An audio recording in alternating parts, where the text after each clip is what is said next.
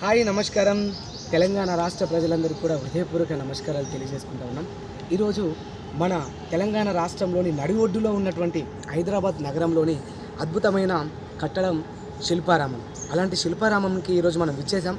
మరి ఇలా చూసుకున్నట్టయితే రామంలోని కొన్ని అద్భుతమైనటువంటి శిల్పాలు ఉన్నాయి. ఆ శిల్పాలు ఇప్పుడు రాష్ట్ర ప్రజలందరికీ కూడా తెలియజేసే ప్రయత్నం చేద్దాం. మరొకసారి చూడండి, ఇక్కడ చూసుకున్నట్టయితే ఒక మన కుల వ్యవస్థ, కులం యొక్క పరికరాలు కానీ ఏ కులం ఏ పని చేస్తే బాగుంటుంది అని తెలియజేయడం కోసం ఈరోజు కుమ్మరి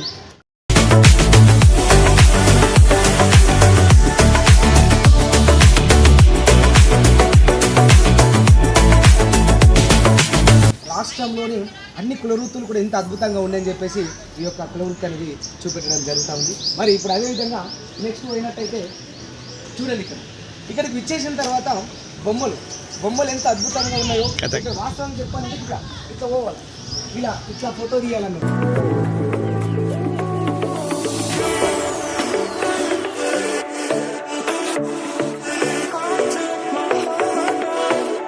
తెలంగాణలోని మొట్టమొదటిగా గుర్తొచ్చేది మనకు రైతన్న.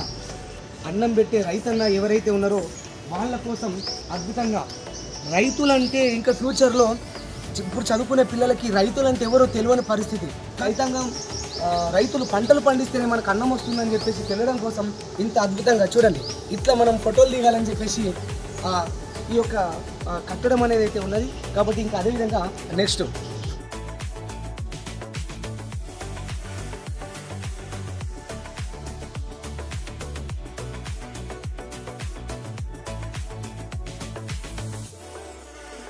అక్కడ చూడు, అమ్మ వచ్చేసి పిండి కానీ పెసర్లు కానీ పప్పు కావాలనుకుంటే గింజలను తీసుకొచ్చి తోటలో నుంచి పొలం నుంచి గింజల్ని తీసుకొచ్చి దాంట్లో రోట్లో రుబ్బురాయిలు వేస్తూ ఉంటే ఆటోమేటిక్గా పప్పు గింజలు అనేవి బయటికి రావడం అనేది జరుగుతూ ఉంది. అదేవిధంగా వచ్చిన పప్పుని పొట్టుని చెరగడం కోసం అమ్మ చాట పట్టుకొని ఉన్నది.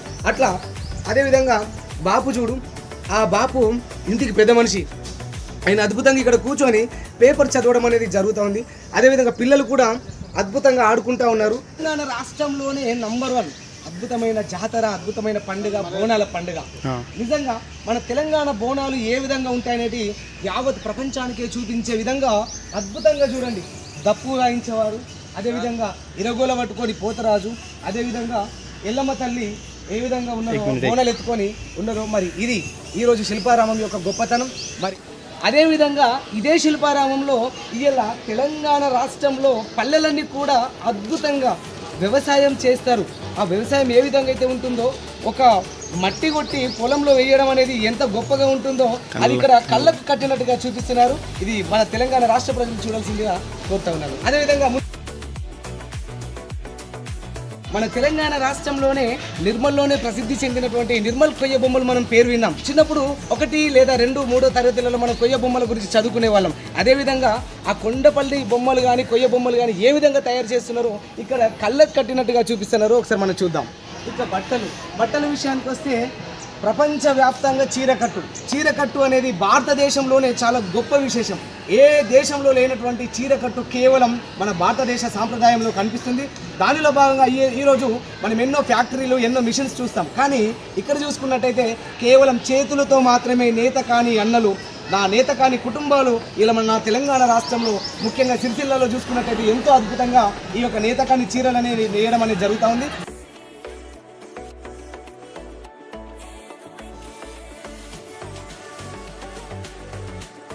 చూడండి, ఇప్పుడు ఈ పిల్లలకి వ్యవసాయం అంటే ఏంటో తెలియదు. కానీ వ్యవసాయం అంటే ఒకప్పుడు నాగలి, ఎడ్లు, ఒక రైతన్న ఈ యొక్క ఎడ్లను బట్టి దున్నేవాళ్ళు అనేది చాలా అద్భుతంగా చెప్పుకోవాల్సినటువంటి పరిస్థితి ఏర్పడుతూ ఉంటుంది. కానీ ఇలాంటి పిల్లలకి ఈరోజు మనము ట్రాక్టరే దున్నుతుంది, ఒక మిషనే దున్నుతుంది అని చెప్పడమే కాకుండా ఇలాంటి ఒక రైతన్న ఎడ్లను బట్టి కూడా, నాగల్ని బట్టి కూడా దున్ని నారు వేసి ఈరోజు పంటను పండించే విధానం ఇక్కడ అద్భుతంగా మనం చూడొచ్చని నేను మీ అందరికీ తెలియజేస్తా ఉన్నాను. అడవి ప్రాంతాల్లో జీవించే గిరిజన బిడ్డలని వాళ్ళ యొక్క జీవన శైలి చాలా మంది చూడలేనటువంటి పరిస్థితి ఉంటుంది. కానీ ఇక్కడ శిల్పారామంలో ఈరోజు జీవన శైలి ఏ విధంగా ఉన్నదనేది మనం ఈ యొక్క జీవన విధానాన్ని, జీవన శైలిని, గిరిజన బిడ్డల యొక్క జీవన విధానాన్ని ఒకసారి చూద్దాం. మరి ఇక్కడ కళ్ళకు కట్టినట్టుగా వాళ్ళు తయారు చేసుకున్నటువంటి పాత్రలు కానివ్వచ్చు, అదేవిధంగా వాళ్ళు తయారు చేసుకుంటున్నటువంటి కొడవళ్ళు, గొడ్డలు, పనిముట్లు కావచ్చు, అదేవిధంగా వాళ్ళు తయారు చేసుకుంటున్నటువంటి వంట కోసం కుండలు అవి అలాంటి తయారు చేసుకోవడం కావచ్చు, అదేవిధంగా వేటాడడం కోసం బాణం, అలాంటి ఉల్లిలు, అలాంటి బాణాలు వాటి తయారు చేసుకోవడం అనేది చాలా గొప్ప విశేషం. ఆ విధంగా ఇక్కడ నుంచే నాగరికత అనేది పెరగడం అనేది జరిగింది. అదేవిధంగా మొత్తం ఈ యొక్క గిరిజన బిడ్డలు ఏ విధంగా నివసిస్తూ ఉన్నారు అడవి ప్రాంతాలలో అనేది తెలవడం కోసం ఇది అద్భుతంగా ఈ యొక్క శిల్పారామంలో మనం చూడడం జరుగుతుంది. దీన్ని అదేవిధంగా ఎందరో మంది జనాలు చూడడానికి ఇక్కడికి విచ్చేస్తున్నారు కాబట్టి మీరు కూడా ఒకసారి చూడవలసిందిగా కోరుతా ఉన్నాను. అదేవిధంగా కొన్ని రాష్ట్రాలలో సంక్రాంతి అనేది చాలా అద్భుతమైనటువంటి పండుగ. ముఖ్యంగా మన తెలుగు రాష్ట్రాల్లో సంక్రాంతి అనేది చాలా అద్భుతమైన పండుగ. ఆ పండుగని చాలా ఘనంగా నిర్వహించుకుంటారు మన తెలుగు ప్రజలు. ఆంధ్ర కానివ్వచ్చు, మన తెలంగాణ కానివ్వచ్చు, అదేవిధంగా కేరళలోని అయ్యప్ప స్వామి టెంపుల్లో మకర సంక్రాంతి నాడు కూడా జ్యోతి దర్శనం అనేది రావడం జరుగుతుంది. అలాంటి పండుగ రోజు కూడా అద్భుతమైన పండుగ వాతావరణాన్ని, సంక్రాంతి యొక్క విధానాన్ని ఇక్కడ శిల్పారామంలో చూపించడం జరిగింది. ఒకసారి తెలంగాణ రాష్ట్ర ప్రజలు మళ్ళీ ఒకసారి చూడవలసిందిగా కోరుతా ఉన్నాను. ఇప్పుడు మన తెలంగాణ రాష్ట్రంలో సంత మా ఊరి సంత, అయ్యో వారానికి ఒక్కసారి జోరుగా సాగేటి సంత మా ఊరి సంత. నిజంగా చెప్పాలంటే ఆ పాటలోని ఎంతో అనుభూతి ఇయ్యేలా మనం చూస్తూ ఉన్నాం. ఒకప్పుడు మన తెలంగాణ రాష్ట్రంలో ఇప్పటికీ కూడా కొన్ని పల్లెలలో చాలా అద్భుతమైనటువంటి అంగడి ఈ యొక్క సంత. ఈ యొక్క అంగడిలో భాగంగా ఎన్నో కూరగాయలు కానివ్వచ్చు, పప్పులు, చిరుధాన్యాలు, ప్రతిదీ కూడా ఎంతో అద్భుతంగా ఒక జాతరలాగా ఉండే ఈ యొక్క వారానికి ఒక్కసారి జరిగే ఈ యొక్క సంత అంగడి.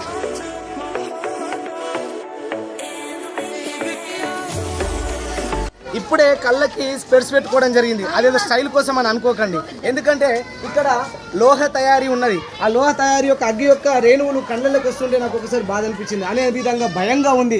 ఆ భయపడి నేను ఈరోజు స్పెట్స్ పెట్టుకున్నట్టు అనిపించింది. కానీ లోహం యొక్క ఎట్లా తయారీ అనేది ఇక్కడ ఉన్నది. అదేవిధంగా శిల్పాలు, ఒక బండని ఒక శిల్పి ఏ విధంగా చెక్కుతాడో అక్కడ మేకలైన్ చలో మేకలైన్ dust don't touch me, only మేకలైన్ షిప్, నో టచ్ మీ పూరా డస్ట్ హై. అడవిలో దొరికే కలుప లక్కకట్టే. ఈ లక్కకట్టేని దాదాపుగా కొన్ని ప్రాంతాల్లో మాత్రమే పండుతుంది. ముఖ్యంగా ఆదిలాబాద్ జిల్లాలో ఎక్కువగా పండుతుంది లక్కకట్టేని. ఆ లక్కకట్టెతో కొన్ని తయారు చేసే శిల్పాలే ఇవి. నిజంగా చెప్పాలంటే ఒక కలపతో కూడా మనం ఎన్నో విధాలైనటువంటి శిల్పాలను మనం చూడగలుగుతాం. అదేవిధంగా ఇక్కడ చూడు, మన తెలంగాణలో కానీ ఆంధ్రాలో కానీ ఒక అమ్మ మనము ఇందాక నేతకానన్నల గురించి ఎంతో గొప్పగా చెప్పుకున్నాం. ఈరోజు మనం సిరిసిల్ల చీరల గురించి ఎంతో గ్రాండ్గా చెప్పుకున్నాం. మరి ఆ యొక్క చీరలు నేర్చిన తర్వాత ఏ విధంగా కళలు వేయడం అనేది ఉంటుందో వాళ్ళ చేతుల ద్వారా ఇక్కడ కళ్ళకు కట్టినట్టుగా చూపిస్తూ ఉన్నారు. ఒకసారి మనం చూసే ప్రయత్నం చేద్దాం.